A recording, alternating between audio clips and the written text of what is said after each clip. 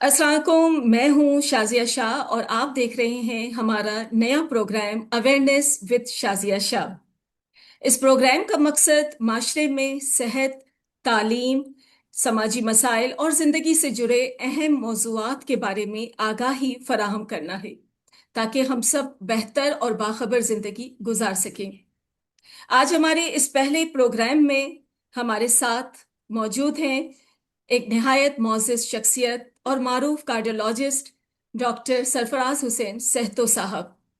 Doctor साहब दिल के अमराज के हवाले से न सिर्फ वसी तजर्बा रखते हैं, बल्कि अवाम में सेहत के शऊर को उजागर करने के लिए भी भरपूर खिदमात अंजाम दे रहे हैं। डॉक्टर साहब आपको अपने program awareness with Shazia Shah में खुश आमदीद कहते हैं। डॉक्टर साहब आपका बहुत बहुत शुक्रिया, आपने अपना कीमती वक्त हमारे लिए निकाला।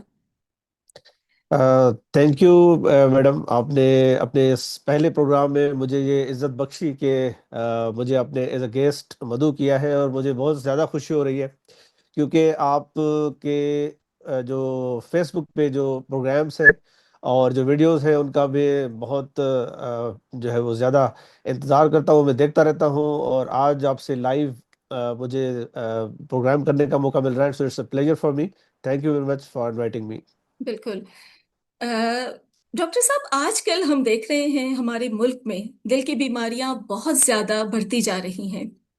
इसकी क्या वजूहात हैं? आए दिन हमारी सोशल मीडिया पर, फेसबुक पे देखते हैं कि जो है वो फलां साहब को जो है वो किसी, आजकल तो खवातीन में भी हम देख रहे हैं कि हार्ट अटैक या हार्ट फेल्योर जो है वो ज्यादा हो रहा है। इसकी क्या वजूहात हैं? जी, बहुत बुनियादी सवाल है, और ये बहुत कॉमन सवाल है जो अक्सर हमसे पूछा जाता है हमारे पेशेंट्स की तरफ से, हमारे दोस्तों की तरफ से, जिन महफिल में हम उठते बैठते हैं या सोशल फोरम्स पे। तो देखिए, ओवरऑल आपको इसका जो जवाब है वो खुद ही, आप अगर नज़र दौड़ाएंगे अपने लाइफ स्टाइल के ऊपर, या आप अगर 20-25 साल पीछे चले जाएंगे और आप देखेंगे कि तब हमारा लाइफ स्टाइल क्या था और अब हमारा लाइफ स्टाइल क्या है, तो इसके जवाबात इसी में पोशीदा हैं।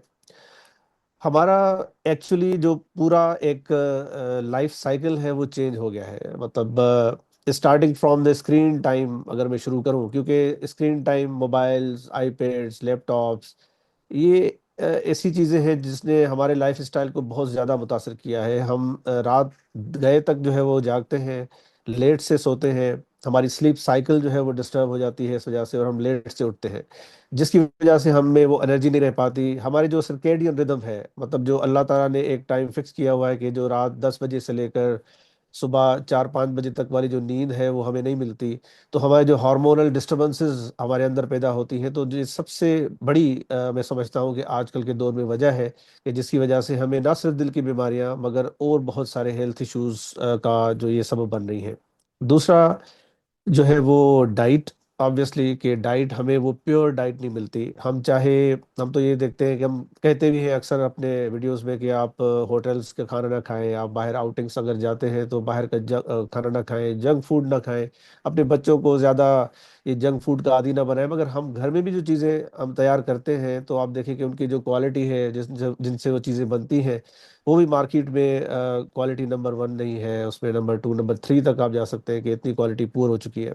तो ये चीज़ें, डाइट एक एक चीज़ है। और तीसरा जो हमारा लाइफ स्टाइल, जो वर्किंग पैटर्न है, कि हम पहले फिजिकल एक्टिविटी ज़्यादा करते थे, हमारा जो काम थे वो फिजिकल, उसमें एक्टिविटी ज़्यादा होती थी, मगर आजकल मेंटल स्ट्रेस ज़्यादा है, बेसिकली ऑफिस वर्क है, और ज़्यादातर हमारा काम भी जो है वो अगेन लैपटॉप्स और मोबाइल्स पर है। तो दैट्स वाई हमारी जो फिजिकल एक्टिविटी है वो कम हो गई है, और उसका जो नेमल बदल है, वॉक और एक्सरसाइज, वो भी हम लोग नहीं करेंगे, तो फिर जाहिर है कि हेल्थ इश्यूज होंगे और जो दिल के मसाइल हैं वो बढ़ेंगे। सही, मतलब कि हमारा लाइफ स्टाइल और जो हमारी डाइट है वो ज्यादा इस पर जो है वो उसकी वजह से ये चीजें सब कुछ हो रही हैं। अच्छा, अब डेफिनेटली। आजकल देखा जा रहा है, पहले तो हम ये सुनते थे कि भाई जो है वो दिल की बीमारियां या ब्लड प्रेशर, शुगर अक्सर 50s या 40 या 60s में होती थी। लेकिन आजकल ये देखा जा रहा है कि नौजवानों में भी दिल की बीमारियां बहुत आम हो चुकी हैं। इसके पीछे भी मेरे ख्याल से यही रीजन है जो आपने बताए हैं अभी।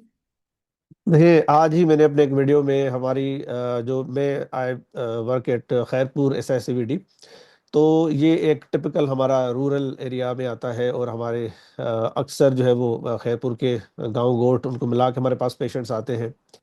तो मैं ये देखता हूँ कि this is no more an elite class disease. जो दिल के मसाइल हैं ये अब तो पुअर जो तबका है और मिडिल क्लास लोग हैं उनमें ज़्यादा, और यंग पेशेंट्स में मैंने आज का डेटा जो शेयर किया था कि हमारे पास तकरीबन 100 में से 7 से 8 मरीज ऐसे होते हैं जो कि यंग पेशेंट्स प्रेजेंट होते हैं, और 40 साल से उनकी उम्र जो है वो कम होती है।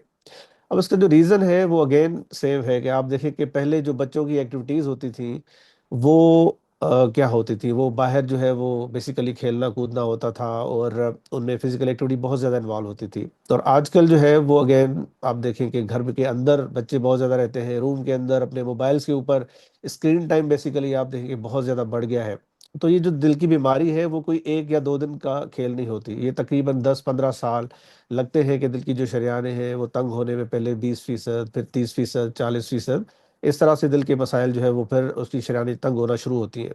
तो अगर आप बचपन से ही आप देखेंगे कि हमारे बच्चे अगर ज़्यादातर जो है वो मेंटल एक्टिविटीज़ में इन्वॉल्व होंगे, मोबाइल्स में, और स्क्रीन टाइम उनका ज़्यादा होगा, तो उनको शुरू से ही फिजिकल एक्टिविटी की आदत नहीं होगी। और जब ये बच्चे टीन एजर्स उसमें 20s और 30s में पहुंचते हैं, तब उनको उनकी मेंटल स्ट्रेस लेवल इतनी बढ़ चुकी होती है, उनको उनकी जो बेसिक ज़िंदगी की आदत है वो इतनी बिगड़ चुकी होती है कि वो आगे भी अपने लाइफ स्टाइल को कैरी ऑन नहीं कर पाते सही तरीके से।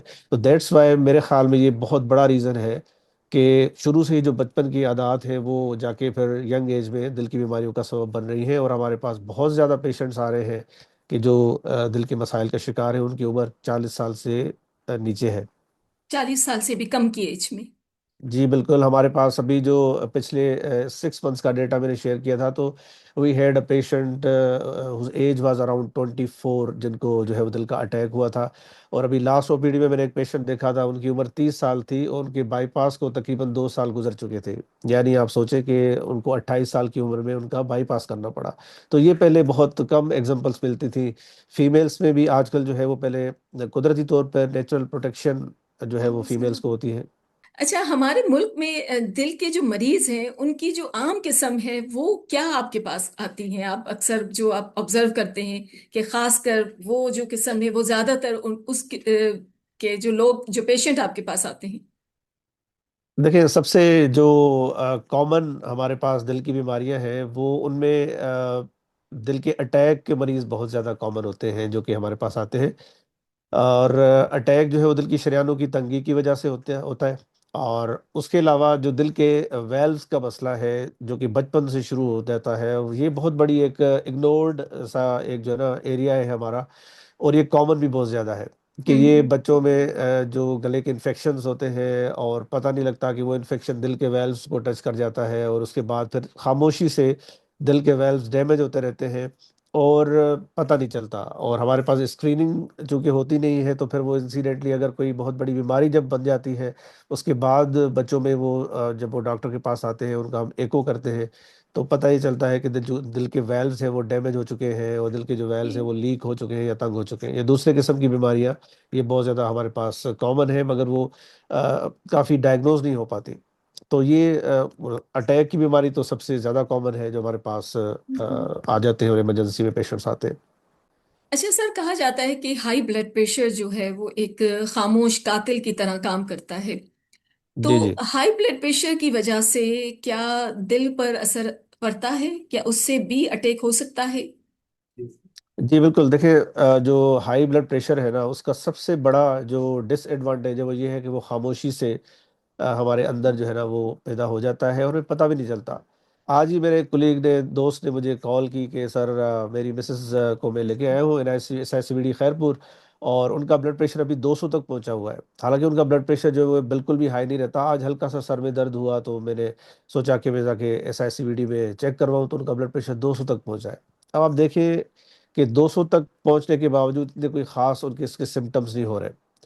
तो ये जो ब्लड प्रेशर है सबसे बड़ी जो है ना हमारे पास वो प्रॉब्लम है कि वो डायग्नोज नहीं हो पाता, और काफ़ी लोग जो है ना इसको इग्नोर करते हैं, सपोज करें किसी का ब्लड प्रेशर हम चेक भी करते हैं, उनको बताते हैं कि आपका ब्लड प्रेशर हाई है, तो वो कहते हैं डॉक्टर साहब अभी आज मैंने ये खाना खाया था ना, इस वजह से मेरा हाई हो जी। गया होगा, या आज मैंने थोड़ा सा ना गुस्सा कर लिया था, इस वजह से हाई हो गया। वरना बिल्कुल। तो मेरा ब्लड प्रेशर नॉर्मल रहता है, मुझे कोई सिम्टम्स ही नहीं रहते। बिल्कुल। तो सिम्टम्स का इंतजार ना करें। हम सबसे वीडियोस में और हर जगह पे, हर प्लेटफॉर्म पे, जो आज और आपके प्लेटफॉर्म के थ्रू भी ये मैं कहना चाहूँगा अपने नाजरीन को कि आप जो है इस चीज़ का इंतजार ना करें। क्या ही हर्ज है कि आप अगर किसी भी बहाने से डॉक्टर के पास जाते हैं, या नहीं भी जा रहे तो खास तौर पे जाके ब्लड प्रेशर अपना चेक करवा लें रेंडमली। हम्म। आप देखें कि आपका ब्लड प्रेशर 2-3 ओकेजन्स पे कितना रह रहा है। क्योंकि अगर आपका ब्लड प्रेशर खामोशी से बढ़ता रहा और आपने उसको ट्रीट नहीं किया, तो ये दिल पे बेसिकली बहुत ज़्यादा असर डालता है। क्योंकि अगर आपका ब्लड प्रेशर ज़्यादा है तो आपके दिल के पंप को बहुत ज़्यादा शिद्दत के साथ अगेंस्ट द ब्लड प्रेशर जो है ना पंप करना पड़ता है। और जी। जब दिल को पे स्ट्रेन आता है, दिल पे एक तनाव आता है, तो फिर दिल की जो जो पट्टे हैं वो पहले हाइपरट्रोफाइड होते हैं, यानी उनकी जो थिकनेस है वो बढ़ जाती है, और अल्टीमेटली फिर वो पट्टे कमज़ोर हो जाते हैं। तो इसलिए ब्लड प्रेशर जो है वो एक खामोश कातिल कहा जाता है। आप हम्म। इसको चेक ज़रूर करें, इसको आप देखें और उसको कंट्रोल करने की कोशिश करें। तो ब्लड प्रेशर का बहुत गहरा ताल्लुक है हमारे दिल के मसाइल के साथ। अच्छा, जैसे कि आपने कहा कि ब्लड प्रेशर को जो है वो चेक करना चाहिए, उसकी जी जो जी। है वो मेजरमेंट आपको पता होनी चाहिए, लेकिन अक्सर लोगों के पास जो एपरेटस होते हैं वो मैनुअल नहीं होते, वो जो दूसरे जो होते हैं वो होते हैं मैनुअल नहीं होते, क्योंकि मैनुअल सबको इस्तेमाल करना नहीं आता। तो फिर जो है वो क्या उसकी जो रीडिंग है वो रिलायबल है? जी, बहुत अच्छा सवाल आपने किया। और ये बहुत लोग हमसे जो है ना इस तरह, और ये एक क्वेरी तो ज़रूर होती है कि डॉक्टर साहब हम भी जब भी डिजिटल मीटर से जो है ना ब्लड प्रेशर चेक करते हैं तो डिजिटल, उसमें जी। वेरिएशन। जी। तो उसमें वेरिएशन आती है। हम्म। तो देखिए, ब्लड प्रेशर जो है वो सबसे कन्वीनियंट जो मेथड है वो यही है कि आप डिजिटल मीटर से चेक करें। क्योंकि आपको नहीं पता कि आपको रात के किस टाइम पे ब्लड प्रेशर चेक करने की ज़रूरत पड़ जाती है। आपको नहीं पता कि इमरजेंसी में आपके पास कोई और ऐसा जो है ना टेक्निकल बंदा मौजूद है जो कि आपका ब्लड प्रेशर चेक कर सके। तो इसलिए हम्म। डिजिटल मीटर्स जो है वो काफ़ी हद तक रिलायबल है। अगर आप अच्छा। उनकी किसी अच्छी कंपनी का डिजिटल मीटर जो है वो हम्म। ख़रीदते हैं, उसकी हम्म। जो बैटरीज है हम्म। उसका ख्याल करते हैं, वो उसको कमज़ोर नहीं पड़ने देते, हम्म। तो आपका ब्लड प्रेशर 10, कभी कभार 15 की रेटिंग ऊपर नीचे हो जाती है, मगर अच्छा। आपको आइडिया हो जाता है, एक आइडिया हो जाता है आपको एक ओवरऑल कि आपका ब्लड प्रेशर किस तरह रह रहा है। सो जो हमारा जो डॉक्टर्स जिस ब्लड प्रेशर के कफ से चेक करते हैं हम्म। मैनुअल से, तो वो उसको उसकी ज़रूरी नहीं है कि आप उसी से चेक करें। आप घर में डिजिटल मीटर पे रिलाई कर सकते हैं बिल्कुल। और आप अगर उससे चेक करेंगे 10-15 की वेरिएशन आ सकती है, मगर ओवरऑल अगर आप बहुत सारी रीडिंग्स लेंगे तो आपको एक अंदाज़ा हो जाएगा कि आपका ब्लड प्रेशर किस रेंज में आता है। So it's a reliable method, आप इस पे रिलाय ओके। कर सकते हैं और चेक कर सकते हैं। ओके। अच्छा, अक्सर लोग ये भी गलती करते हैं कि अगर उनका ब्लड प्रेशर वंस हाई है, अगर वो दूसरी बार भी वो डॉक्टर के पास जाते हैं, उनका ब्लड प्रेशर हाई रहता है, तो वो क्या करते हैं कि वो कहते हैं कि हम अपनी डाइट पर कंट्रोल करेंगे, हम जो है वो वॉक करेंगे, लेकिन टैबलेट इस्तेमाल करने से वो थोड़ा घबराते हैं। वो कहते हैं कि नहीं, अब इसकी हमें आदत पड़ जाएगी। इस बारे में आप जी क्या बिल्कुल। कहेंगे? देखिए, हमें भी यही क्वेश्चन आता है, और ये कहते हैं कि भाई हम टैबलेट पे, डॉक्टर साहब ज़रूरी है कि हम टैबलेट खाएं?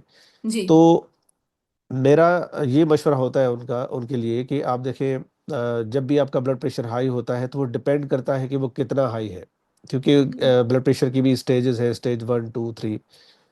तो अब अगर तो आप ऐसा लाइफ स्टाइल अपना लेते हैं जिसमें नमक का इस्तेमाल जो है वो less than 5 grams per day. 5 ग्राम से मतलब ये हम्म। है कि चाय का जो आधा चम्मच है वो आपके 24 घंटे में जो भी खाने हैं उनमें एडेड सॉल्ट इतना ही होना चाहिए। नंबर वन ये। दूसरा, आप वॉक कर सकते हैं, एक्सरसाइज कर सकते हैं, अपना वजन जो है वो कम कर सकते हैं। हम्म। और उसके अलावा डाइट में जो कोलेस्ट्रॉल वाली चीज़ें हैं, चिकनाई वाली चीज़ें हैं, उनसे परहेज कर सकते हैं, स्ट्रेस को जो है वो अपना कम कर सकते हैं। और आप देखें, अपने आप को ट्रायल दें, 1 से 2 महीने अपने आप को चैलेंज दें कि हाँ मैं अपना वजन कम करूंगा या करूंगी, हम्म। अपनी डाइट का जो है वो ख्याल रखूंगी, और हम्म। उसके अलावा स्ट्रेस कम लूंगी, और फिर मैं अपना ब्लड प्रेशर भी रोजाना चेक करूंगी। अगर आपका ब्लड प्रेशर जो है वो उस 1 महीने में कंट्रोल हो जाता है, there is no need for medications. ना लें, बिल्कुल ना लें। ओके। मगर despite of your life style, अगर आप ब्लड प्रेशर कंट्रोल नहीं कर पा रहे, तो फिर आपके लिए दवाई लेना बहुत ज़रूरी होता है। और चूंकि ब्लड प्रेशर जो है वो एक मुसलसल एक रहने वाली चीज़ है, पूरी ज़िंदगी में आपके साथ ही रहने वाली चीज़ है, हम्म। तो इसलिए आपको दवाई भी जो है वो मुसलसल ही खानी पड़ेगी। और ये दवाई की आदत नहीं है, ये आपकी मजबूरी है कि आपने दवाई खानी है। क्योंकि अगर आप ब्लड प्रेशर की जो दवाई है वो बुखार की दवाई की तरह लेंगे, कि हमें एक हफ्ते के लिए सपोज करें कि किसी इन्फेक्शन की वजह से बुखार हुआ, हमने दवाई दी, पेनाडोल लिया और हमने हमारा बुखार ठीक हो गया, इन्फेक्शन कंट्रोल हो गया, this is not like that. Blood pressure जो है वो हमेशा रहने वाली चीज़ है। आप चाहे 1 साल 2 साल भी ब्लड प्रेशर की दवाई मुसलसल खाते हैं, मगर उसके बाद एक हफ्ता या 15 दिन आप दवाई छोड़ेंगे तो आपका ब्लड प्रेशर डेफिनेटली हाई होगा। हाँ, ये है कि आप मौसम के हिसाब से उसकी जो डोज है वो कम ज़्यादा कर सकते हैं। जैसे अभी गर्मियों का सीज़न है, इसमें स्वेटिंग बहुत ज़्यादा होती है, इनसेंसिबल लॉस ऑफ वाटर, यानी आप चमड़ी के थ्रू जो है वो आपका पानी ज़ाया होता है, हम्म। नमकियात ज़ाया होती है। तो इसमें अक्सर जो मेरे पास अभी पेशेंट्स आ रहे हैं ओपीडी में, तो उनका ब्लड प्रेशर लोअर साइड पे है। यानी सपोज करें कि मैंने किसी को 80 मिलीग्राम की कोई टेबलेट रखी है, तो अभी जब मैं उनका ब्लड प्रेशर चेक कर रहा हूँ तो उस पे उनका ब्लड प्रेशर लो आ रहा है, तो मैं क्या करूंगा कि 80 वाली टेबलेट को मैं 40 मिलीग्राम में कर दूंगा, या उसका भी कह दूंगा कि आप हाफ टेबलेट लें। ठीक है, और हम्म। बहुत ज्यादा कम हुआ तो फिलहाल मैं कह सकता हूँ कि टेम्परली आप छोड़ सकते हैं, मगर ओके। अपने बीपी को चेक करें। तो इसलिए ये डोज कम ज्यादा हो सकती है, मगर ब्लड प्रेशर की दवाई को छोड़ा नहीं जा सकता, छोड़ा नहीं क्योंकि जा अगर आप सकता। छोड़ेंगे तो आपका जो है वो हाई हो जाएगा। लाइफ स्टाइल से अगर आप कंट्रोल करेंगे विदाउट मेडिकेशन, आप चेक हम्म। करें, if it is okay then we are okay. जी। आप मतलब कि ना लें वंस अगर अपनी दवाई। आपने स्टार्ट कर ली है टैबलेट तो फिर उसको छोड़ा नहीं जा सकता। लेकिन अगर जी आप उसको बिल्कुल। स्टार्ट आपने नहीं की है और आपने अपनी डाइट या लाइफ स्टाइल ऐसा रखा है तो इट्स ओके, आप टैबलेट के लाइफ बगैर स्टाइल भी। से, एग्जैक्टली लाइफ स्टाइल से अगर आपका बीपी नॉर्मल रह रहा है जी। तो दवाई खाने की ज़रूरत नहीं है। आप बिल्कुल अपना ये लाइफ स्टाइल जारी रखें और थ्रू आउट जारी रखिए, अपना बीपी चेक करते हैं, उससे अगर बीपी आपका नॉर्मल है तो we are okay with that, और आपको दवाई लेने की ज़रूरत नहीं है। जी। अच्छा सर, अनफॉर्चुनेटली पाकिस्तान में जो है वो शुगर के मरीजों की तादाद भी बहुत बढ़ती जा रही है, बहुत ज्यादा।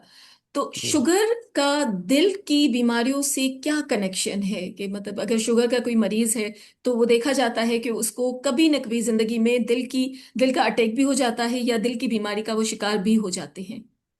जी बिल्कुल। देखिए, शुगर जो है उसका गहरा ताल्लुक है। शुगर तो ये आप कह सकते हैं कि it's mother of all diseases, क्योंकि शुगर जब ब्लड में शामिल हो जाती है तो वो हर जो हमारा वाइटल ऑर्गन है, चाहे वो दिमाग हो, चाहे वो गुर्दे हो, चाहे हम्म। आपका वो दिल हो, चाहे आपका हम्म। वो जिगर हो, हर चीज़ को शुगर जो है वो मुतासर करती है। और हमारे पास जो दिल के मरीज़ हैं उसमें से हर दूसरा या तीसरा मरीज़ जो है वो शुगर का शिकार होता है बेसिकली। जी। तो शुगर जो है उसका बहुत ज़्यादा गहरा ताल्लुक है। मगर इसमें भी एक चीज़ आ जाती है कि देखिए, काफ़ी जो लोग हैं वो इस चीज़ से परेशान हो जाते हैं कि जब उनको शुगर डायग्नोस होती है तो वो परेशान हो जाते हैं कि अब जो है हमारी ज़िंदगी समझ ले ख़त्म हो गई है हम्म। और हम जो है अब किस तरह गुजारा करेंगे। तो देखिए, अगर आप शुगर को कंट्रोल करते हैं, अगेन लाइफ स्टाइल से कंट्रोल करते हैं या मेडिसिन से कंट्रोल करते हैं, तो अगर आपकी शुगर कंट्रोल्ड है, मैंने ऐसे भी पेशेंट देखे हैं कि मेरे पास एक पेशेंट आया, अनफॉर्चुनेटली उसको यंग एज में ही शुगर हो गई थी, वो शुरू से इंसुलिन पर था। तो जब मैंने उसकी शयाने चेक की एंजियोग्राफी में तो दीज वर क्वाइट नॉर्मल। तो मैं ये देख के हैरान रह गया। तो उनको जब मैंने पूछा तो उन्होंने ये बताया कि डॉक्टर साहब, मैं अपने शुगर को स्ट्रिक्टली जो है वो कंट्रोल करता हुआ आ रहा हूँ, तकरीबन 15 से 20 साल हो गए मुझे शुगर को। तो अगर आप शुगर को स्ट्रिक्टली कंट्रोल करते हैं, आपकी शुगर नॉर्मल रेंज में रहती है, तो इंशाल्लाह आपको दिल के मसाइल नहीं होंगे। इंशाल्लाह शुगर की जो दूसरी कॉम्प्लिकेशंस है वो आपको नहीं होंगी। आप शुगर को कंट्रोल में रखें, ब्लड प्रेशर को कंट्रोल में रखें। अच्छा सर, आपकी ज्यादातर जो गुफ्तगू है उसका जो फोकस मैं देख रही हूँ, अगर हमारा लाइफ स्टाइल वो जी जी, अगर सेहतमंद है, हेल्दी है, तो हम बहुत सारी बीमारियों से बच सकते हैं। एग्जैक्टली। जी। बिल्कुल ऐसे ही है। देखिए, लाइफ स्टाइल की है ना हमारी। अब देखें कि काफी सारे पेशेंट्स मेरे पास ऐसे आते हैं जो कि कहते हैं कि sir, I was the champion of this game in my young age, I hmm. Was karate champion. कोई आता है कहता है कि मैं जो है वॉलीबॉल चैंपियन था, और कोई कहते हैं कि hmm. When I was in Lahore, मुझे याद है कि बहुत सारे प्लेयर्स लाहौर के जो है वो हमारे पास आते थे, आई वाज इन बावड़ा हॉस्पिटल। तो वो यही कहते थे कि डॉक्टर साहब, मैं तो अपने ज़माने का जो है बहुत बड़ा चैंपियन रह चुका हूँ, खिलाड़ी रह चुका हूँ, तो मुझे दिल का मसला क्यों हुआ और मुझे हम्म। ये मसाइल क्यों हो रहे हैं। तो देखिए, लाइफ स्टाइल यानी जब तक लाइफ है तब तक आपने उस स्टाइल को जो है ना वो अपना मेंटेन रखना है। हम्म। अगर आप हम्म। किसी भी अपने एज के जो है ना पीरियड में अगर आप लूज कर जाते हैं, मेंटेन नहीं कर पाते अपने लाइफ स्टाइल को, तो फिर हम्म। आप बीमारियों का शिकार हो सकते हैं। यानी इस तरह हम्म। नहीं है कि आपने अपनी जो है जिंदगी जैसे 20s में से और 30s में आपने बिल्कुल फुल आपने एक एक्टिव लाइफ गुजारी है और आपने जो है वो एक गेम्स में भी इन्वॉल्व रहे हैं, फिजिकल एक्टिविटी की है, मगर आप 40s में आके फिर लूज हो गए हैं, 50s में आके आपने बिल्कुल ही अपने आप को छोड़ दिया है, अपना लाइफ स्टाइल खराब कर दिया है, तो hmm. Definitely you will be affected by the diseases. तो हम्म। इसलिए लाइफ स्टाइल एक ऐसी चीज है जो कि आपने ये की है आपकी बीमारियों से बचने की। लाइफ स्टाइल में ये सारी चीजें आ जाती हैं, डाइट और हेल्दी जो भी फिजिकल एक्टिविटी है। बिल्कुल। तो लाइफ स्टाइल जाहिर है कि बिल्कुल लाइफ फोकस उसी स्टाइल पे के करना साथ चाहिए। सर स्ट्रेस, लाइफ हाँ स्टाइल अगर आपने हेल्दी रखा हुआ है, आप रोजाना वॉक कर रहे हैं, लेकिन जी आपके जी। दिमाग में कुछ चीजें चल रही हैं, आप मुसलसल स्ट्रेस में हैं, फाइनेंशियली स्ट्रेसेस होते हैं, कुछ लोगों को बहुत सारी पर्सनल प्रॉब्लम्स होते हैं, तो स्ट्रेस से भी बचा जाना चाहिए। स्ट्रेस अगर आप लेंगे तो आप जो है वो बहुत सारी बीमारियों का इसमें आप शुगर में भी मुब्तला हो सकते हैं, इसमें आप दिल की बीमारियों में भी मुब्तला हो सकते हैं। स्ट्रेस से क्या ताल्लुक है दिल का? बहुत गहरा ताल्लुक है जी। दिल तो आपको बोल के बताता है कि यू आर इन स्ट्रेस, क्योंकि हम्म। हमारे पास जो देखिए पेशेंट जो आते हैं ना वो कहते हैं डॉक्टर साहब हमारा दिल बहुत ज्यादा तेज चल रहा है हम्म। और हमें कहीं दिल का मसला तो नहीं हो रहा। हम्म। तो मैं ये उनसे कहता हूँ कि देखिए आप पूरे अपने जिस्म पे गौर करें ना, तो आपका एक ही वोकल ऑर्गन है जो कि आपको चीख चीख के बताता है। दूसरे हम्म। ऑर्गन्स तो साइलेंटली काम कर रहे हैं ना, जिगर आपका साइलेंटली काम कर रहा है और जी। मैदा आपका जी। साइलेंटली काम कर रहा है, गुर्दे आपके बेचारे साइलेंटली काम कर रहे हैं। दिल एक ऐसी चीज है जो कि आपको चीख चीख के बहुत ज्यादा तेज धड़क के बताती है कि भाई यू आर इन स्ट्रेस और आप अपने आप हम्म। का अपना ख्याल रखें। आपने बिल्कुल। नींद पूरी नहीं की तो आपका दिल तेज धड़केगा। आप अगर किसी से खौफ ज्यादा है सिचुएशन से तो आपका दिल तेज धड़केगा। आप एग्जाम्स की टेंशन ले रहे हैं, आपका दिल हम्म। तेज धड़केगा। हम्म। अगर आपकी नींद पूरी नहीं हो रही आपका दिल तेज धड़केगा। अगर आप कुछ जिस्म को बुखार भी हो गया तो आपका दिल तेज धड़केगा। तो दिल एक ऐसी चीज है, अल्लाह ताला ने एक ऐसा इंडिकेटर दिया है कि आपका वो जब तेज धड़कता है तो अपने आप पे आप गौर करें कि भाई मैं कहीं स्ट्रेस पे तो नहीं हूँ, मैं किसी चीज़ जी। का स्ट्रेस ज़्यादा तो नहीं ले रही या ले रहा। तो ये चीज़ है, तो स्ट्रेस का बहुत ज़्यादा गहरा ताल्लुक है दिल के साथ। और डेफिनेटली स्ट्रेस में क्या होता है, कुछ ऐसे हार्मोन्स रिलीज होते हैं आपकी बॉडी के, जैसे कॉर्टिसोल रिलीज होता है, जो कि कॉर्टिसोल अगर ज़्यादा, इट्स कॉल्ड स्ट्रेस हार्मोन। जब भी आप स्ट्रेस ज़्यादा लेंगे तो कॉर्टिसोल आपकी बॉडी में ज़्यादा रिलीज होगा। तो फिर कॉर्टिसोल के जो हमारे जिस्म पे असरात है उस पे आपका जो चेहरे का नूर है वो भी आहिस्ता आहिस्ता गायब होता जाएगा। आपके जो हम्म। बाल है मर्दों में वो भी आपके आप आहिस्ता आहिस्ता हम्म। झड़ जाएंगे, आपका पेट बाहर निकल आएगा और आप कि बहुत सारी नेगेटिव जो भी चीजें हैं ना वो कॉर्टिसोल की वजह से आपके अंदर होती जाएंगी। और उसके अलावा बीमारियां तो है ही जो कि आपके हम्म। जिस्म पे जो है ना हमला कर सकती है। तो इसलिए स्ट्रेस जो है उसको कम करना, उसको टैकल करना बेसिकली बहुत ज़्यादा ज़रूरी है। और हम्म। टैकल जो है वो आप देखिए स्ट्रेस से कोई भी खाली नहीं है। आप स्टूडेंट लाइफ से लेके टीनेजर्स, फिर उसके बिल्कुल। बाद जो जॉब करने वाले यंगस्टर्स हैं या आप 40s में आ जाए 50s में आ जाए, हर किसी को अलग अलग लेवल का जो है ना अलग अलग तरह का स्ट्रेस है। बिल्कुल। तो बिल्कुल। बेसिकली हमारे जो कोलीग्स हैं जो साइकेट्रिस्ट हैं वो बेसिकली यही कहते हैं कि आप स्ट्रेस जो है उसको भी टैकल करना है। अपने स्ट्रेस इस तरह नहीं है कि किसी को नहीं होगा, hmm. It's the way how you tackle that stress.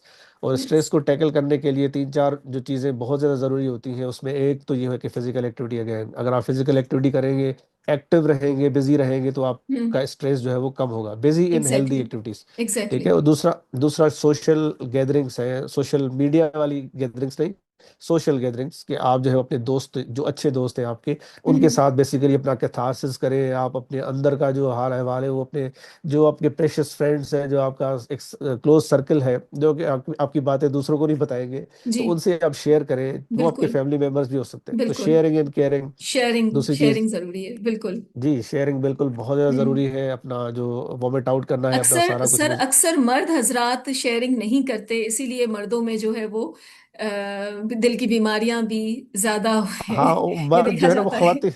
खवातीन के साथ शेयर नहीं करते मगर अपने हम्म। दोस्तों के साथ जरूर शेयर करते। तो शेयर करते हैं मर्द हजरात, मगर फिर भी वो जाहिर है कि मर्द में जो एक्सप्रेशन पावर है वो ज़रा कम है, जी। तो इसलिए वो थोड़ा एक्सप्रेसिव कम होते हैं। जी। तो दूसरी चीज़ ये होती है फिजिकल एक्टिविटी, उसके बाद शेयरिंग और अपना एक्सप्रेस करना, सोशल गैदरिंग सी। हम्म। तीसरी चीज़ जो है वो जाहिर है मेडिटेशन है, कि हर कोई अपने रिलीजन के हिसाब से मेडिटेट करे। मेडिटेशन एक ऐसी चीज़ है जिसमें वो बहुत स्पिरिचुअल एक पावर है और आपका स्ट्रेस लेवल काफ़ी हद तक कम हो जाता है। हम्म। हम्म। तो ये चीज़ें इम्पॉर्टेंट है। बाकी अगर आप सपोज करें कि इन चीज़ों के बाद आपका स्ट्रेस लेवल कम नहीं होता, तो you can get help of psychiatrist, इसमें कोई हर्ज नहीं है। हमारे पास अनफॉर्चुनेटली इस मुल्क में जो साइकेट्रिस्ट हैं वो कोई उंगलियों पे गिनने के बराबर है, इतनी ज़्यादा पॉपुलेशन है। लेस देन 1,000 साइकेट्रिस्ट जो है हमारे मुल्क में है। जी तो जी। उन लोग जाने से भी घबराते हैं उनके पास कि हम किस तरह जाएंगे, लोग हमें क्या बिल्कुल कहेंगे। मगर बिल्कुल। मगर ये चीज़ जो है आप भी जानती हैं कि बाहर जो हमारे ममालिक हैं उनमें, तो आप अगर किसी इंसिडेंट से गुजरे हैं और आप समझते हैं कि आपके ऑफिस में, या वो समझते हैं कि आप स्ट्रेस में हैं, तो आपकी इस- पहले साइकोथेरापी होती है, उसके हम्म बाद आपको जॉब पे लिया जाता है, उसके बाद हम्म आपको अपने काम पे लिया जाता है वापस, कि hmm. You are in a good mental state, कि आप हम्म। अपना काम जो है वो सही तरीके से कर सकते हैं। तो जी। बेसिकली ये चीज़ें हैं जिन पे हमें फोकस जबरदस्त। करना चाहिए। जबरदस्त बात की सर आपने। अच्छा सर, कोलेस्ट्रॉल, हाई कोलेस्ट्रॉल, जी ये जी। भी जो है वो एक देखा जाए तो मैं तो उसको भी ब्लड प्रेशर की तरह ही समझती हूँ कि एक खामोश कातिल की तरह होता है। कभी कभी हमें नहीं पता चलता कि हमारा कोलेस्ट्रॉल भरा हुआ है। तो जी इसकी बिल्कुल। क्या अलामात होती हैं, हमें कैसे पता चलता है कि हमारा कोलेस्ट्रॉल हाई है? जी बिल्कुल, इसी तरह जिस तरह ब्लड प्रेशर का हमें नहीं पता चलता, इसी तरह जो कोलेस्ट्रोल है उसका भी ज़्यादा हमें इल्म नहीं होता।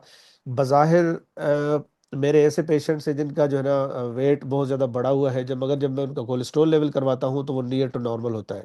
और कभी कभार जो थिन लीन पेशेंट्स होते हैं, उनका जब कोलेस्ट्रोल किया जाता है लेवल, तो वो बहुत ज़्यादा बढ़ा हुआ आता है। क्योंकि कोलेस्ट्रॉल जो है, एक वो कोलेस्ट्रॉल होता है जो कि हम अपनी डाइट में लेते होते हैं, और दूसरा जो कोलेस्ट्रॉल है वो बॉडी अंदर जो है ना वो बनाती होती है। लिवर जो है वो कोलेस्ट्रॉल बनाता है, और वो कोलेस्ट्रॉल बेसिकली डिफरेंट हार्मोन्स बनाने के काम आता है। मगर उस कोलेस्ट्रॉल का एक नुकसान ये भी है कि जो ख़राब वाला कोलेस्ट्रॉल होता है, एलडीएल हम्म। कोलेस्ट्रॉल हिस्सा होता है, वो दिल की बीमारियों का सबब बनता है। तो इसका एक वाहिद तरीका तो यही है कि आप अपना टेस्ट जो है वो करवा लें। टेस्ट, तो बिल्कुल फास्टिंग लिपिड बिल्कुल। प्रोफाइल करा लें। बेसिक टेस्ट में हम लोग अक्सर ये टेस्ट जो है वो एडवाइस करते हैं कि आप अपना फास्टिंग लिपिड प्रोफाइल करवा लें। उस पूरे प्रोफाइल में ये होगा कि आपका good cholesterol to bad cholesterol ratio कितना है, आपका जो है वो ट्राइग्लिसराइड्स का रेशो कितना है, वो सारा हमें पता चल जाता है। फिर हम उस हिसाब से एडवाइस करते हैं कि आपको लाइफ स्टाइल में कौन सी चेंजेस लानी चाहिए और किस तरह से आप इसको कम कर सकते हैं। तो बेसिकली ये सारी चीज़ें इंटरकनेक्टेड हैं, शुगर, ब्लड प्रेशर, कोलेस्ट्रॉल, इन सभी चीज़ों को। मज़े की बात यह है कि एक ही तरह से आप जो है ना टैकल कर सकते हैं, कि अपनी डाइट पे परहेज करके, अपना एक्सरसाइज करके ये करेंगे तो आपका शुगर भी कंट्रोल होगी, आपका कोलेस्ट्रॉल भी कंट्रोल होगा, आपका ब्लड हम्म प्रेशर भी कंट्रोल हो जाएगा। तो ये चीज़ें जो है वो इंटरकनेक्टेड है बेसिकली। तो again we come to lifestyle, कि आप लाइफ स्टाइल को बेहतर बनाएंगे तो these all things will be okay hmm. इंशाल्लाह। सर, आजकल सोशल मीडिया का दौर है और आप देखते हैं कि फेसबुक पे और मुख्तलिफ किस्म की टिकटॉक्स पर जो है मुख्तलिफ टोटके भी आते रहते हैं। अक्सर लोग ये कहते हैं कि भाई लहसुन खाने से, अगर अगर आपने निहार मुंह जो है वो लहसुन खा लिया तो आपका पूरा दिन ब्लड प्रेशर आपका हाई नहीं रहेगा और आपको मेडिसिन की ज़रूरत नहीं पड़ेगी। इन चीज़ों से क्या आपका क्या ख्याल है, क्या इन चीज़ों से फ़ायदा होता है? देखिए बिल्कुल फायदा होता है, क्यों नहीं होता। देखिए ये हमारे जो बड़ों की जो टोटके हैं ना, जो लहसुन है, अदरक है, या इसका जो खजूर है, जी। काफी लोग जो है वो खजूर के पाउडर का यूज करते हैं, अजवा खजूर का इस्तेमाल करते हैं। तो ये चीजें जो है वो बड़ों के एक्सपीरियंस से हमें पता चली है कि ये चीजें हैं जो कि हमें इस्तेमाल करनी चाहिए। हम्म मेरा जवाब जो है ना ये यही होता है कि आप मगर सोनली अलोन आप इन चीज़ों पे रिलाई नहीं कर सकते, कि हम्म। आपने सिर्फ लहसुन खा लिया तो आपका जो है ना ब्लड प्रेशर जो है नॉर्मल हो जाएगा, बिल्कुल। और आपने सिर्फ जो है वो खजूर का पाउडर या अजवा खजूर इस्तेमाल की तो आपका जो है वो दिल की बीमारियों से आप महफूज हो जाएंगे। इस तरह नहीं है। ये चीज़ें अफेक्ट तो करती हैं बिल्कुल, मगर किसी हद तक हम्म ये चीज़ें अफेक्ट करती हैं। इस तरह नहीं है कि आपने जो है वो, अगर आपको दिल का अटैक हो गया है तो उसमें आप कहेंगे कि मैं दवाइयाँ नहीं खाऊंगा, और मैं सिर्फ लहसुन का इस्तेमाल, अदरक का इस्तेमाल, और फिर जो है ना अपना खजूर का इस्तेमाल करूंगा और मैं दवाइयाँ नहीं खाऊंगा, तो ये हम्म। टोटली रॉन्ग है। तो सही। इसलिए ये चीज़ें बिल्कुल अफेक्ट करती हैं। इनमें कोई जो है वो नहीं है दूसरी राय कि इन चीज़ों का फ़ायदा नहीं है। बिल्कुल आप अगर लंबे अरसे तक इस्तेमाल करते हैं। मैंने खैरपुर में एक दो मेरे ऐसे पेशेंट्स हैं ना जिनका मैं रेफरेंस देता हूँ सब लोगों को, कि यार हम्म। ये फलां प्रोफेसर साहब हैं जो मेरे पास आए हैं, इनकी एज जो है ना इस वक्त 75 ईयर्स है। उनका मैं नाम नहीं ले रहा अभी, मगर उनका जब मैं रूटीन देखता होता हूँ ना, और उनकी जब मैं डाइट और वो सारा, अभी 75 ईयर्स में ही इज फंटास्टिक है, एनर्जी लेवल और उनका जो हम्म जो उनकी बिल्ट है। तो मैं हम्म कहता हूँ कि मतलब सलूट टू हिम। तो जब मैं उनसे पूछता हूँ कि आपका लाइफ स्टाइल क्या रहा है, तो डेफिनेटली उनका ये यही चीज़ें बताते हैं कि हम्म खाने में एहतियात मैंने की है और हम्म मुसलसल की है। फिजिकल हम्म एक्टिविटी मैंने मुसलसल की है, ये लहसुन अदरक ये चीज़ें, खजूर इनका इस्तेमाल, ड्राई फ्रूट का इस्तेमाल मैंने अक्सर, ये मेरे रूटीन का हिस्सा है। तो अब आप देख लें कि अगर आप इस तरह का लाइफ स्टाइल एक लंबे अरसे तक अपनाते हैं तो डेफिनेटली ये चीज़ें असर करती हैं। फिर आपको, हम्म जब आप बीमारी नहीं होगी तो फिर आपको दवाइयों की ज़रूरत ही नहीं पड़ेगी। तो इसलिए हम्म ये की है, आज के हमारे टॉक की ये की एक वर्ड बन गया है कि भाई लाइफ स्टाइल। आज हम्म जो हमने बातें की हैं, तो इसमें भी आप देखें कि ये सारा कुछ इसी के इर्द गिर्द घूम रहा है कि आपने लाइफ स्टाइल को, मगर लंबे अरसे तक अपने लाइफ स्टाइल को जब तक बेहतर बनाएंगे, हम्म सही रखेंगे, तो आप इंशाल्लाह बीमारियों से महफूज रहेंगे। मगर हम्म कहीं भी आपने किसी भी 1-2 साल अपना जो है ना लाइफ स्टाइल ख़राब कर लिया, कोई ऐसा पैच आ गया ज़िंदगी में जहाँ पे आप डाइवर्ट हो गए अपने लाइफ स्टाइल, अच्छे हेल्दी लाइफ स्टाइल के मोटिव से, हम्म। तो डेफिनेटली आप बीमार हो सकते हैं, आप बीमारियों का शिकार हो सकते बस हैं। बुनियादी बात आपका लाइफ स्टाइल ही है, अगर आपने सादा जिंदगी एग्जैक्टली। गुजारी है। क्योंकि जी जी। पहले जमाने में लोग सादा जिंदगी गुजारते थे, स्ट्रेस फ्री होते थे। इसी वजह से बीमारियां उस वक्त भी थी, लेकिन उनके लाइफ स्टाइल की वजह से वो बीमारियों से महफूज रहते थे। दिल की बीमारियों की जो इनिशियल जो सिम्टम्स होती हैं, इब्तदाई अलामात जो होती हैं, वो क्या है? ओके। देखिए, जो दिल की इनिशियल अलामात होती है ना, वो भी उन लोगों में आपको ज़्यादा मिलेगी जो फिजिकली एक्टिव होंगे। वरना जो लोग अपना लाइफ स्टाइल ऐसे रखे हुए हैं कि कोई फिजिकल एक्टिविटी नहीं है, वो सिटिंग या लाइंग डाउन, उनका ज़्यादातर जो टाइम है वो रेस्ट में गुजर रहा है, तो उनको जो दिल का मसला जाहिर होता है वो अटैक की सूरत में होता है। मगर अगर कोई ऐसा फिजिकली एक्टिव बंदा या कोई फीमेल है, तो उनको जब भी वो कोई एक्सर्शन करेंगे, जब कोई हार्ड वर्क करेंगे, जब कोई सपोज करें कोई वॉक करने का आदी होगा, तो पहले वो वॉक अच्छे तरीके से कर पाते होंगे। मगर जब दिल का इनिशियल जो साइन होगा, जब वो चलेंगे घूमेंगे फिरेंगे, तो उनको जो है ना दिल पे, यहाँ सेंटर ऑफ द चेस्ट में सफोकेशन महसूस होगी। उनको चेस्ट पेन जाहिर हो सकता है, सीने में दर्द या जकड़न का एहसास जो है वो उनको जाहिर हो सकता है। इनिशियली जो सी अलामत है, जब भी वो चलेंगे, जब भी वो काम करेंगे, तो उनको ये सीने में जकड़न का एहसास, सफोकेशन, या कुछ लोग घबराहट का वो लफ्ज़ इस्तेमाल करते हैं, कुछ लोग कहते हैं कि यहाँ पे कोई बोझ सा पड़ा हुआ है। मगर वो तब होगा जब वो एक्टिविटी करेंगे। या कोई हमारे पास जो गाँव गोठों की जो फीमेल्स आती हैं, जब वो हैंड पंप चलाती है या कोई कपड़े धोती है या कोई किसी भी जो है वो किस्म का घर का काम करते हैं, तो उसमें उनको जो है ना सफोकेशन या सीने में दर्द का एहसास होना शुरू हो जाता है। मगर जैसे ही वो काम को रोक लेते हैं, जैसे ही फिजिकल एक्टिविटी कम होती है, तो वो पेन या सफोकेशन, जब वो जो घबराहट है वो रिलीव हो जाती है। तो ये सबसे बड़ी जो है ना इनिशियल निशानी है कि सीने में जकड़न का एहसास होना, सीने में दर्द का एहसास होना, और इस तरह से वो हाथ का इशारा करते हैं कि पूरे सीने में मसला हो रहा है। ओके। मगर ये जो सीने का दर्द है वो लेफ्ट साइड पे, बाजू पे उधर जा सकता है, तो हम्म। जबड़ों में जा सकता है, या किसी को जो है वो सांस का फूलना, ये भी एक दिल की इनिशियल जो है ना वो अलामत होती है। तो ये एक दो जो अलामत है मेन है जो कि दिल में मसले हो सकते हैं। अच्छा सर, सीने के दर्द की कौन सी अलामत बहुत खतरनाक समझी जाती है? कभी कभार ऐसा होता है कि हम सीने के दर्द में को जो है वो गैस्ट्रिक प्रॉब्लम से भी तशबीह दे देते हैं। कभी कभार ऐसा भी होता है हाँ जी।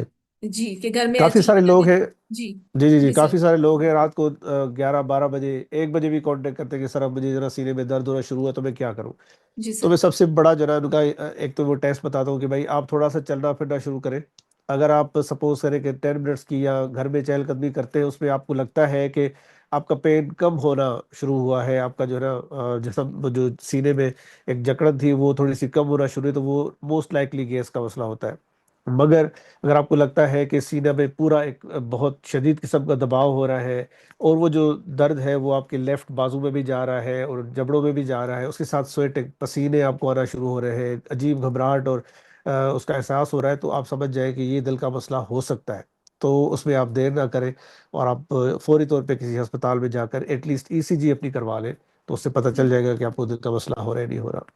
अच्छा सर, एक बहुत अहम सवाल मैं आपसे पूछना चाहूंगी कि अगर खुदा न खास्ता घर में अचानक किसी को इस तरह की अलामात जाहिर होती हैं और अचानक कोई जो है वो हार्ट अटैक उन पे आता है, तो जो इब्तदाई जो है फर्स्ट एड के तौर पर घर में उनको क्या, हमें क्या करना चाहिए उनके लिए?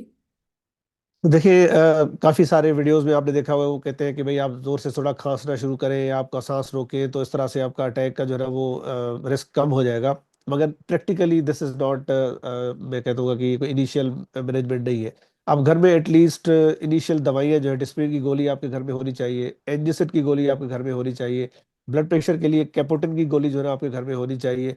आप जैसे ही आपको सीने में जलन या जकड़न का एहसास होता है, आप फौरी तौर पे अपना ब्लड प्रेशर सबसे पहले चेक करें कि आपका ब्लड प्रेशर हाई है या लो तो नहीं हो रहा। शुगर आप चेक करें कि आपकी शुगर हाई या लो तो नहीं हो रही। उसके बाद अगर आप समझते हैं कि आपको सीने में दर्द बहुत ज़्यादा हो रहा है, उसके साथ स्वेटिंग भी हो रही है, तो उसमें आप डिस्प्रीन जो है ना, एक बहुत ही की ड्रग है, जो कि आप अगर उसमें डिस्प्रीन आप खा लेते हैं, तो उसमें जो है ना वो जो क्लॉट है वो शुरू के ही मरहले में डिजॉल्व होने के बहुत ज़्यादा चांसेस होते हैं। क्योंकि जब भी कोई पेशेंट हमारे पास इमरजेंसी में दिल के मसले के साथ लाया जाता है, तो सबसे पहले हम जो ड्रग उसको देते हैं वो डिस्प्रीन की ड्रग देते हैं। डिस्प्रिन। उसको मैं सी एस डिस्प्रीन, तो डिस्प्रीन की गोली आपके घर में बिल्कुल मौजूद होनी चाहिए। वो आप इनिशियली अगर आप दे देंगे, तो वो विद इन 10 मिनट्स वो आपके जिस्म में काम करेगी, और उस अटैक के खतरे को काफ़ी हद तक कम कर सकती है। तो ये अच्छा। आप टिप याद रखें। जी, अगर आपको ब्लड प्रेशर बढ़ा हुआ है तो कैपुटिन की गोली आप खा सकते हैं, जबान के नीचे नहीं रखनी, कैपुटिन की गोली आप खा सकते हैं। उसके हम्म। साथ अगर आप दर्द की शिद्दत शिद्दत बहुत ज़्यादा हो रही है, और घर में ही आप चेक करना चाहते हैं कि ये दर्द दिल का है या नहीं है, तो आप एनजिसिड की गोली जबान के नीचे रखें। अगर एनजिसिड की गोली रखने से जबान वो दर्द जो है वो कम हो जाता है, तो आप समझ जाए कि ये दिल का ही मसला है। जी, बेहतरीन, जबरदस्त। अच्छा सर, ये भी कहा जाता है कि, बल्कि मेरे हमारे एक जानने वाले हैं, उनको कुछ जी इस जी तरह की सिम्टम्स हुई, तो उनके घर पे एंजिसिड थी, और बल्कि उनके किसी फ्रेंड ने जो है वो उनको एंजिसिड जुबान के नीचे उनकी रख दी, जिससे क्या जी हुआ जी कि वो बंदा वो बेहोश हो गया, क्योंकि वो उसको जो अलामात थी वो तो दिल की थी, लेकिन वो उसको उस वक्त वो दिल की जो तकलीफ थी वो नहीं थी, लेकिन एंजिसिड रखने से वो बंदा उसी वक्त बेहोश हो गया। तो क्या इसके बारे में आप क्या कहेंगे? जी, इसके बारे में ये है कि एनजिसिड की गोली का जो एक्शन है वो ये होता है कि वो ब्लड प्रेशर को भी ड्रॉप करती है। तो अच्छा। आप एनजिसिड की गोली देने से पहले कम से कम ब्लड प्रेशर जो है ना मरीज का जरूर चेक कर लें, कि अगर वो 100 से ऊपर है, तो फिर ही आप उसको एनजिसिड की गोली दें, वरना उसको एनजिसिड की गोली ना दें, क्योंकि वो ब्लड प्रेशर कम हो जाता है, और उसी वजह से मोस्ट लाइकली जो आप जिस तरह का सिनेरियो बता रहे हैं, तो उसमें सही। वो बेहोश हो गया होगा इंसान। तो सही ब्लड प्रेशर सर। चेक करना जरूरी है एनजिसिड देने से पहले। ठीक।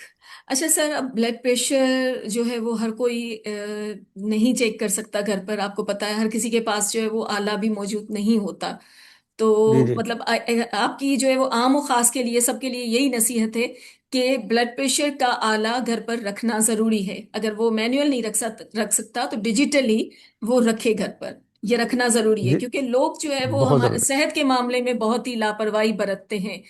वो नए जी कपड़े तो बिल्कुल। ले लेंगे, लेकिन इस तरह की चीजों पर खर्च करना थोड़ा कम। जी, हम मोबाइल के नए मॉडल्स ले सकते हैं, जी। हम इस तरह के गैजेट्स ले सकते हैं, तो हम अपनी जी, सेहत के लिए ये कम से कम सेहत एक के लिए शुगर ये चेक चीजें करने, घर पर रखना जरूरी है। बहुत ज़रूरी है जी। शुगर चेक करने का आला आपके पास होना चाहिए, ब्लड प्रेशर चेक करने का जो हम्म। डिजिटल एपरेटस है वो आपके पास होना चाहिए। ये बहुत जी। ज़्यादा आपके आपकी life saving kind of things है, जो कि होनी चाहिए आपके घर पे। बिल्कुल, जी। मैं आपसे आपकी बात से सहमत हूँ। अच्छा सर, एक और अहम सवाल जो कि अक्सर जो है वो मेरे जहन में भी आता है कि अक्सर कुछ लोग तो शुगर के मरीज होते हैं, लेकिन कुछ जो है वो प्री डायबिटिक होते हैं, जिनको अभी उनका शुगर जो है वो बॉर्डर लाइन पर होता है। तो क्या बॉर्डर लाइन पे जिनका शुगर होता है वो भी दिल के अमराज में मुब्तला हो सकते हैं? देखिए, ये बेसिकली जो कट ऑफ वैल्यूज है ना, कि जिनका जो HbA1c लेवल है वो 6.5 से कम है तो वो बॉर्डर लाइन है, 6.5 से ज्यादा है तो वो डायबिटिक है। तो ये एक कंटिन्यूस सा प्रोसेस है। यानी आपकी बॉडी जो है वो उस तरफ जा रही है जहां पर आपको ये सारे दिल के मसाइल, गुर्दों के मसाइल और इस तरह की चीजें हो सकती है। जी। तो ये बेसिकली जब भी आपका जो शुगर लेवल है वो बॉर्डर लाइन पे आए, तो यू शुड गेट अलर्ट कि भाई अब जो है ना एक प्रोसेस शुरू हो चुका है, और अगर मैं इसको रिवर्स नहीं करूंगा या करूंगी, तो फिर दिल के मसाइल और इस तरह के मसाइल जो है ना आगे चल के पक्के हैं 5-10 साल में। तो इसलिए डेफिनेटली जो भी लोग जो है वो बॉर्डर लाइन इस वक्त उनकी शुगर लेवल है, तो उनको भी वही एहतियात करनी चाहिए जो कि एक शुगर का मरीज एहतियात करता है। उनको खाने पीने में उसी तरह की परहेज करनी चाहिए जिस तरह कोई शुगर का पेशेंट जो है ना वो करता है। हम्म। नहीं करेंगे तो आइंदा एक दो सालों में ये आपका जो बॉर्डर लाइन है वो क्रॉस हो जाएगा शुगर की तरफ, और फिर जो है वो शुगर की कॉम्प्लिकेशंस और इस तरह की चीज़ें जो है वो होना शुरू होगी जी आपको। बिल्कुल। अच्छा सर, आखिर में बस जो है वो आप हमें ये बताइए कि ऐसे कौन से टेस्ट हैं जो कि हम अपनी आने वाली जिंदगी में वो टेस्ट करवा लें, और जिससे हमें ये पता चले कि हम इन द फ्यूचर जो है वो हम दिल की बीमारी में मुब्तला तो नहीं हो जाएंगे। इस तरह के टेस्ट हैं? जी बिल्कुल है, बिल्कुल है। अगर आप एक हेल्दी इंडिविजुअल है और आप समझते हैं कि मुझे ऐसे कोई टेस्ट पता होने चाहिए, मैं करवा लूँ जिससे ऑलरेडी वो प्रिडिक्ट हो जाए, तो उसमें सबसे पहला जो टेस्ट है वो HbA1c का है। यानी वो 3 महीने की शुगर का टेस्ट है, वो करवा लें आप।